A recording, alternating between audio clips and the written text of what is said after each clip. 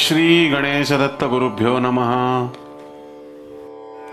अज्ञानतिमिरान्धस्य ज्ञानाञ्जनशलाकया चक्षुरुन्मिलितं येन तस्मै श्री गुरुवे नमः। परमपूज्य सद्गुरू श्री रामकृष्ण क्षीरसागर स्वामींना वंदन करून संघटित सत्संग मंडळांच्या या गुरुकार्यातील मोहिमेमधल्या 1310व्या भागाचं मी पठण करीत आहे। आज कार्तिक शुद्ध चतुर्दशी, रविवार, दिनांक 26 नोव्हेंबर 2023।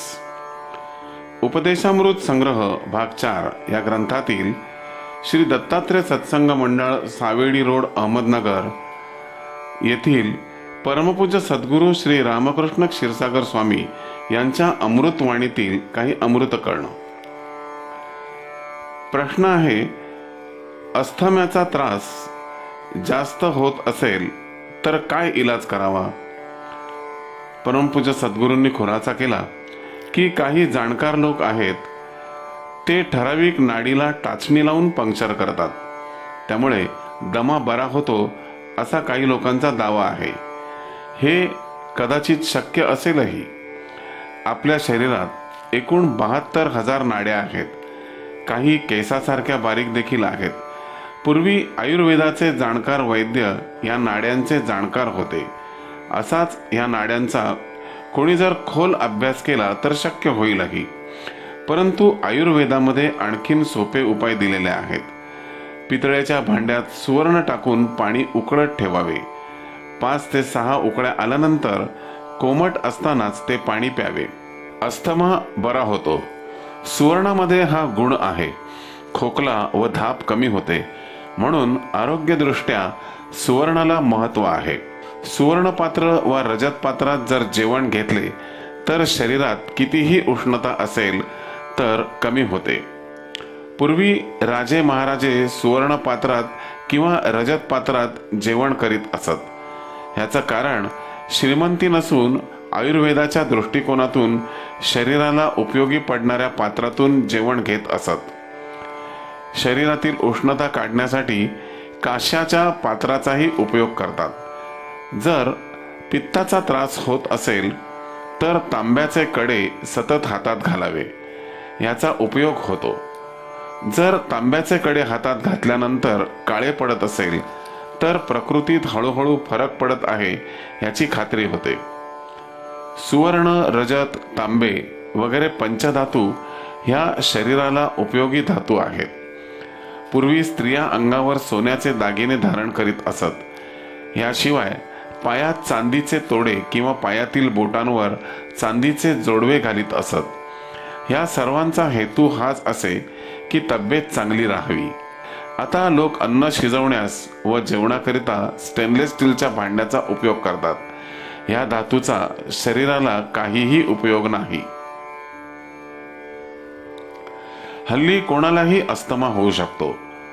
जसे मोठ्या वयाच्या स्त्री पुरुषांना होतो, तसे लहान वयाचे बालकाला देखील होऊ शकतो।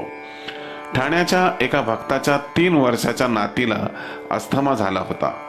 हे भक्त माझ्याकडे आले। मी त्यांना सुवर्ण उकळून त्याचे पाणी प्यायला सांगितले। आता तिची प्रकृती चांगली आहे।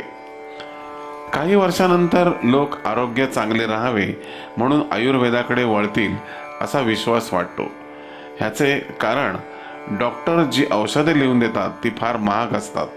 दुसरे, त्यांनी एक रोग बरा होतो, परंतु त्याचे साईड इफेक्ट्स म्हणून दुसऱ्या रोगाला नकळत आमंत्रण दिले जाते।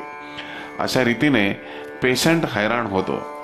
आयुर्वेदाच्या औषधामुळे इतर कोणताही साईड इफेक्ट होत नाही, म्हणून लोक आयुर्वेदाकडे वळतील असे वाटते। प्रश्न दुसरा, गुरूंचे दर्शन कसे घ्यावे? परमपूज्य महाराजांनी खुलासा केला की काही नवखे दर्शनार्थी फक्त उभे राहून हात जोडून नमस्कार करून दर्शन घेतात। जेव्हा श्रेष्ठ व्यक्तीचे दर्शन घ्यायचे असेल, समोरच्या व्यक्तीमध्ये आपल्याविषयी चांगला भाव उत्पन्न करायचा असेल तर साष्टांग नमस्कारच करायला पाहिजे। साष्टांग नमस्कार करताना शरीराची 8 अंगांनी जमिनीला स्पर्श केला पाहिजे। ही आचार्य पीठाची परंपरा आहे।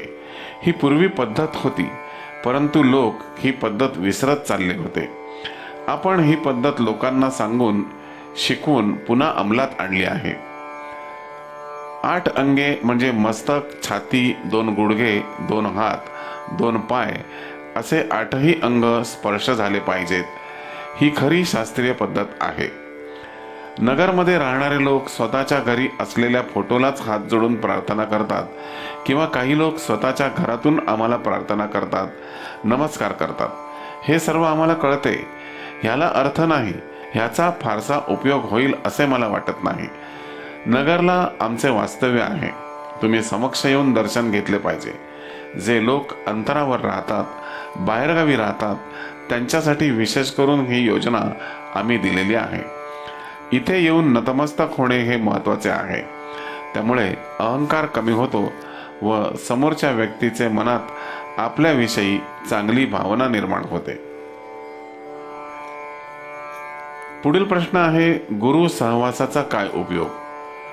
परमपूज्य सद्गुरूंनी खुलासा केला की कित्येक भक्त दिवसभर काम करून थकतात व रात्रीचं दर्शन व सहवासासाठी येतात.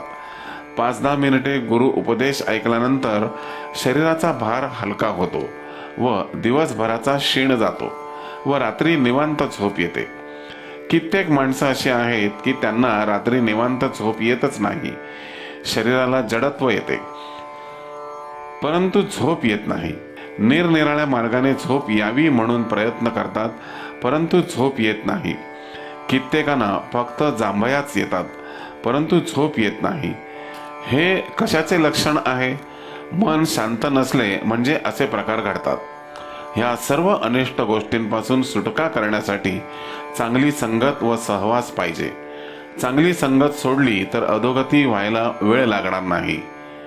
परमपूज्य महाराजांनी खुलासा केला की सर्वच भक्तांना सहवास मिळत नाही.